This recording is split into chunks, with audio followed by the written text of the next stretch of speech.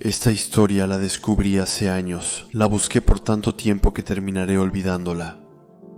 E incluso llegué a pensar que tal vez todo lo había imaginado.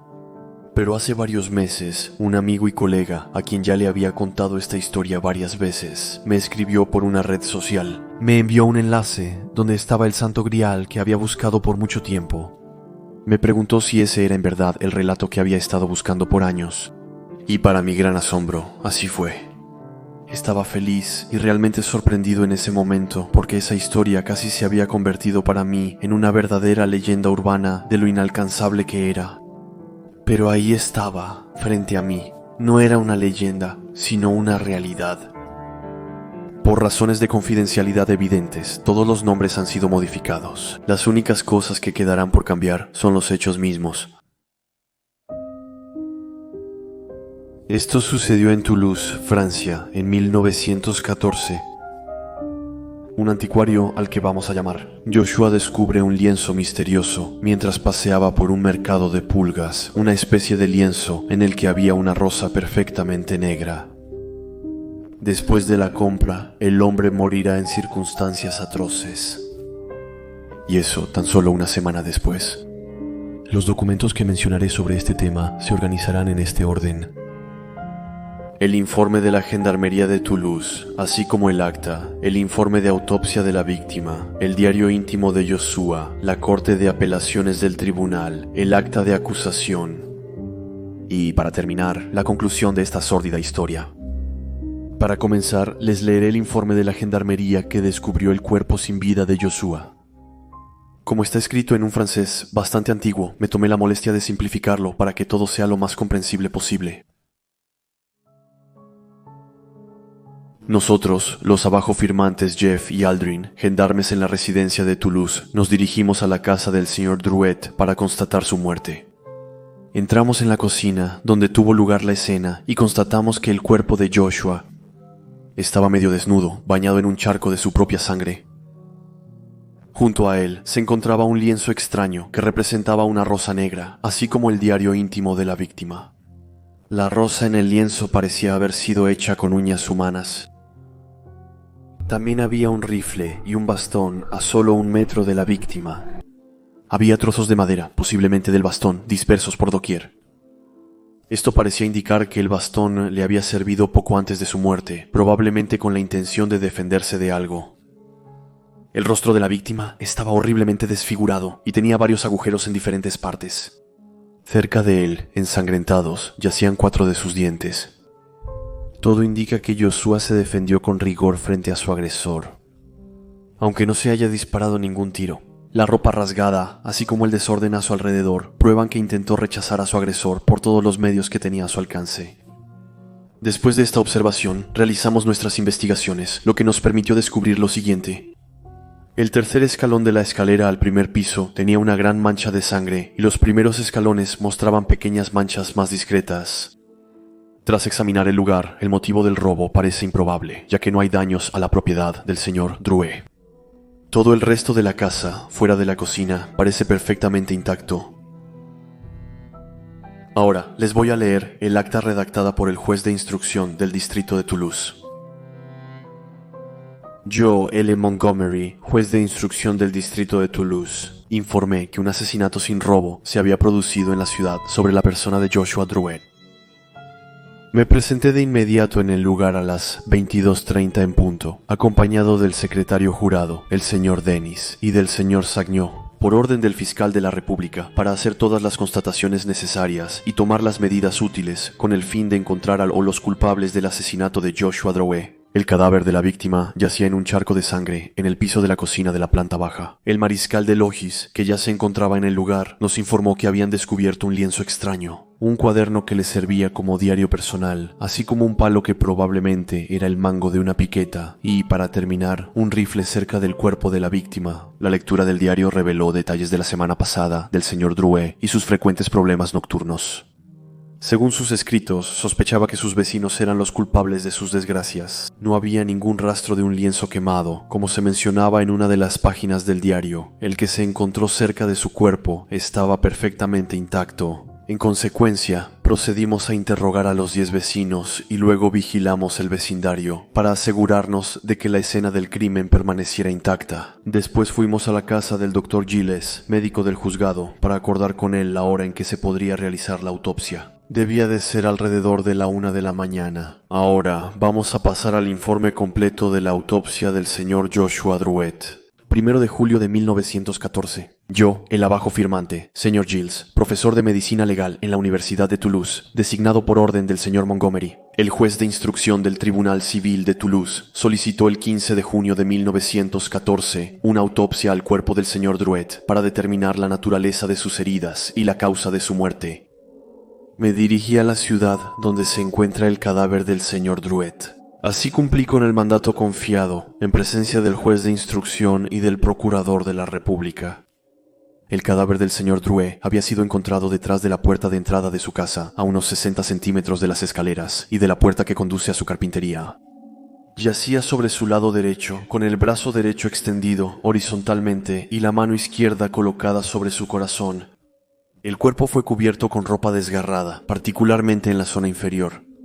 El cadáver entero yacía en un gran charco de sangre, especialmente abundante en la zona de la cabeza, pero la sangre se extendía mucho más allá de su cráneo, llegando hasta 60 centímetros de él, en forma de un flujo espeso, la anchura era de unos 5 centímetros.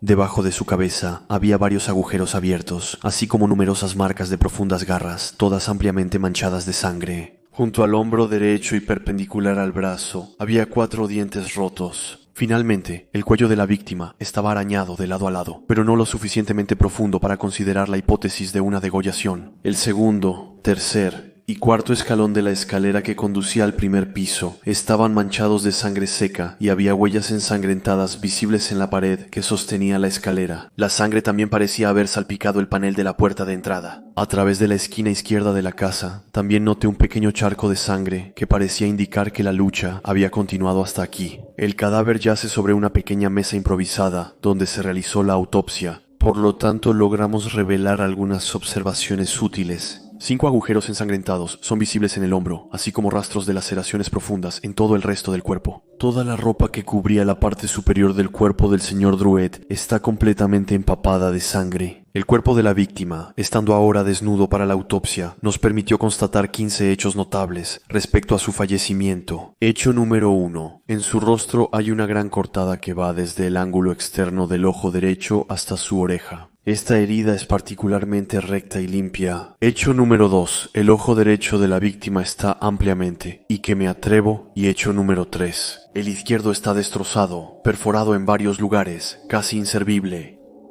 El labio superior está fuertemente cortado, y así forma 2 o 3 lengüetas, separadas por sus extremos. Estas divisiones se extienden hasta el ala izquierda de su nariz, que también está ampliamente dividida. Los huevos de su nariz, por su parte, están fracturados en varios lugares. Hecho número 5. Varios dientes han sido rotos, 300 de las encías y 4 faltantes que fueron encontrados cerca del cuerpo de la víctima. Hecho número 6. Su barbilla fue cortada oblicuamente y la herida tiene aproximadamente todo el grosor de su piel. Hecho número 7. La frente y la ceja izquierda de la víctima fueron cortadas en los lados, y la marca de esa herida sugiere que se utilizó un objeto muy filoso para hacerla. Hecho número 8. También hay una herida larga y dentada de aproximadamente 14 centímetros en la mejilla izquierda del señor Druitt. Hecho número 9. En el lado izquierdo de la frente, justo donde están las cejas, y extendiéndose hasta la sien, vi una herida estelar con bordes bastante redondeados.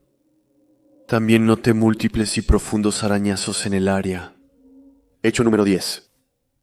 Una herida profunda con bordes irregulares se encontraba en la oreja izquierda. Además, en la nuca, observé una herida similar de aproximadamente 5 centímetros de longitud. Más atrás todavía, su nuca fue como arrancada, de modo que el cuero cabelludo se desprende del cráneo. En toda esa región, la ubicación de las heridas parece indicar que se dieron 4 golpes en la nuca de la víctima, con elementos cortantes como uñas o garras. Hecho número 11. Algo filoso también perforó el mentón del lado izquierdo, atravesando la lengua. Se hundió bruscamente en la pared interior y luego salió por el lado derecho, a unos 3 centímetros por debajo de la oreja. Hecho 12. El brazo izquierdo presenta desgarros de 3 a 8 centímetros en la región cubital. Fueron hechas por elementos cortantes, nuevamente, por uñas o garras. Hecho número 13. En la muñeca izquierda hay 2 heridas similares a rasguños que miden 3 y 5 centímetros de longitud. Hecho número 14. En la mano derecha, el pulgar está sostenido solo por una fina capa de piel, la cual también presenta un corte muy profundo. Hecho número 15. También hay una fractura en la piel fisigomática izquierda. Luego se abrió el cuerpo, se examinaron minuciosamente las cavidades, así como los órganos que contenían. El cerebro está intacto, los pulmones también parecen normales, no hay derrame en las pleuras y el corazón tampoco contiene sangre. Las carótidas no están abiertas. Un corte profundo pasa por delante de la carótida izquierda, abriendo completamente la laringe y termina en el lado derecho, detrás de la carótida de la víctima. El estómago contiene de 300 a 400 gramos de una pulpa rojiza y muy ácida que se mezcla con el jugo digestivo. Múltiples arterias y venas han sido cortadas, causando una grave hemorragia. Es esa infinidad de rasguños, cortes, laceraciones y perforaciones la que provocó esa violenta hemorragia. La rápida pérdida de sangre llevó al señor Drouet a su fallecimiento. En resumen, el señor Joshua Drouet sucumbió a una importante hemorragia, consecuencia de sus innumerables heridas.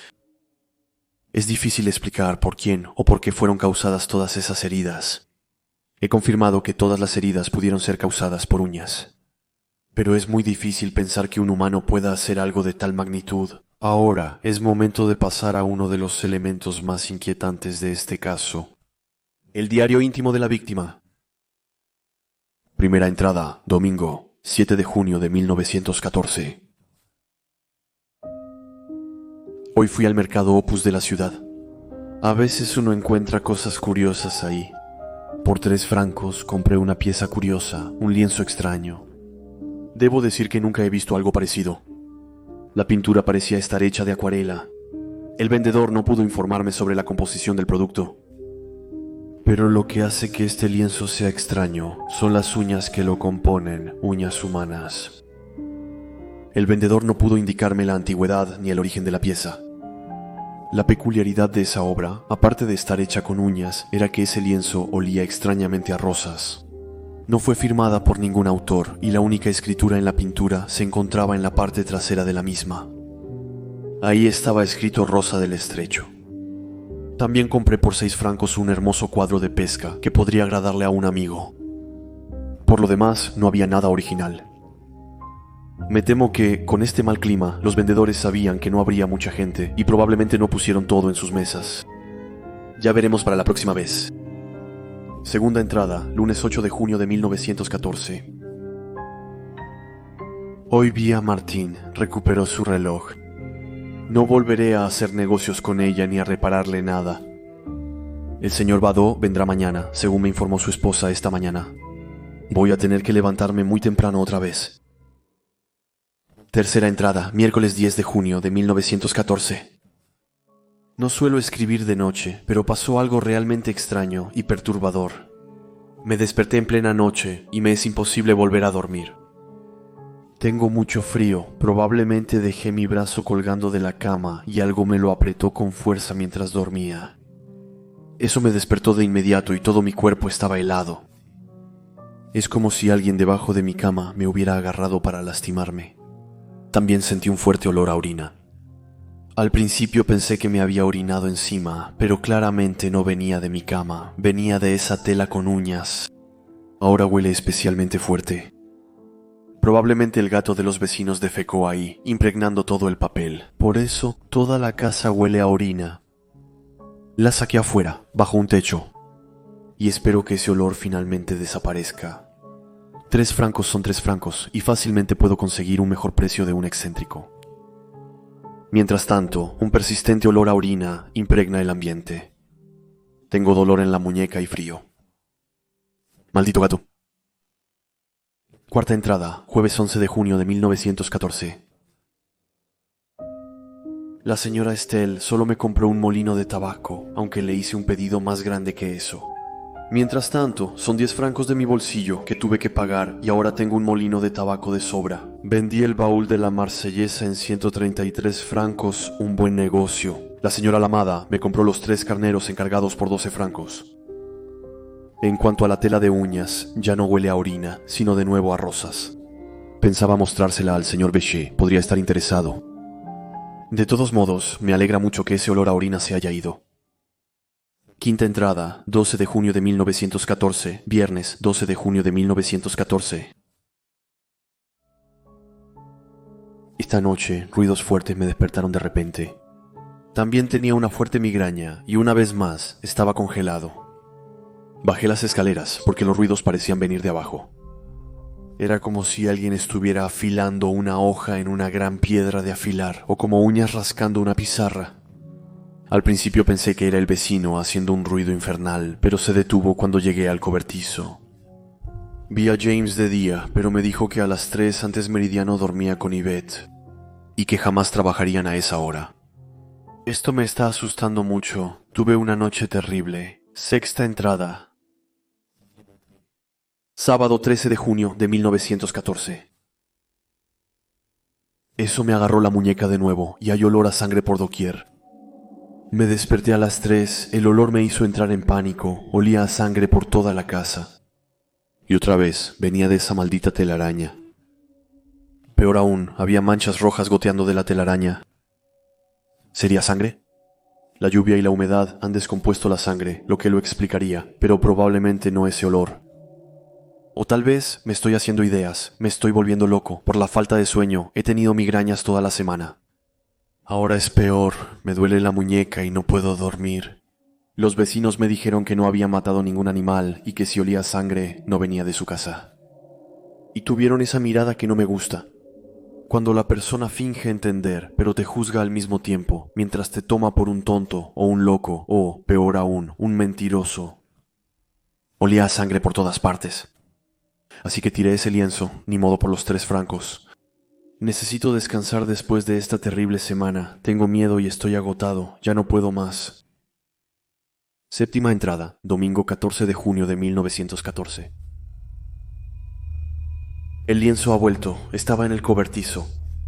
Esta vez unas risas me despertaron. Y los ruidos empezaron de nuevo, como a las 3:30 de la mañana, y había ese olor a sangre y orina por todas partes. En el cobertizo, ella estaba ahí, apestaba. Tengo mucho miedo, temo que haya sido cosa de los vecinos. Mañana iré a ver a la policía. En ese lugar, en la página, había un gran tachón y la escritura de la víctima se volvió ligeramente diferente. Acabo de regresar de la comisaría y se burlaron de mí. Mi denuncia no es aceptada, iré a ver al prefecto. No permitiré que esta historia me enloquezca por completo. Mientras tanto, ya no hablo con los vecinos. Cierro la casa con llave, el lienzo se quedará en la despensa. Como evidencia, tomé el arma, ya no concilio el sueño. Octava entrada, lunes 15 de junio de 1914. Unos ruidos agudos me despertaron. Todavía me duele la cabeza. Tengo marcas de arañazos por todo el brazo. Huele a sangre y orina a mi alrededor. Duermo con el rifle. La siguiente página, que parece narrar eventos del mismo día, tiene una escritura especialmente tachada. Dormí todo el día. Destruí el lienzo con fuego. Tengo mucho frío. Jesús, María y José, sálvenme. Ahora, el documento que sigue es el acta de acusación redactada por la Corte de Apelaciones de Toulouse. El 14 de junio de 1914. El señor Drouet, dueño de un café-restaurante en la Comuna 2, informó a los gendarmes locales sobre una desgracia ocurrida. Al llegar a su casa, parecía estar siendo perseguido por ruidos y fenómenos misteriosos, como olores particulares durante la noche y agresiones mientras dormía. Su queja no fue considerada, ya que no parecía haber infracción. Además, el asunto era absurdo. El 15 de junio, los gendarmes hallaron su cadáver en su domicilio. Al entrar, descubrieron que yacía en un charco de sangre. Inicialmente creyeron que era un síncope. Su rostro estaba terriblemente desfigurado con varios dientes rotos. También había sangre salpicada en la puerta de entrada. Un examen rápido del lugar reveló un lienzo y un diario personal cerca. La lectura del diario aclaró la semana pasada del señor Drouet y sobre las dudas que él tenía respecto a sus vecinos. La descripción de los sospechosos fue entregada a la policía y gendarmes, y los vecinos fueron acusados de asesinar al señor Drouet. Josué. Él niega el hecho desde el inicio de su interrogatorio. El médico forense que realizó la autopsia encontró cerca de 15 heridas en la cabeza, heridas que inevitablemente provocaron su muerte. Debido a la importante hemorragia que sufrió el señor Drouet, también se encontraron múltiples arañazos hechos por un humano en el cuerpo de la víctima. Los vecinos entrevistados también mencionaron que el señor Drouet había ido varias veces a contarle sus problemas, pero insistiendo en que él no tenía nada que ver. Las quejas contra los vecinos están bien detalladas en el diario de la víctima.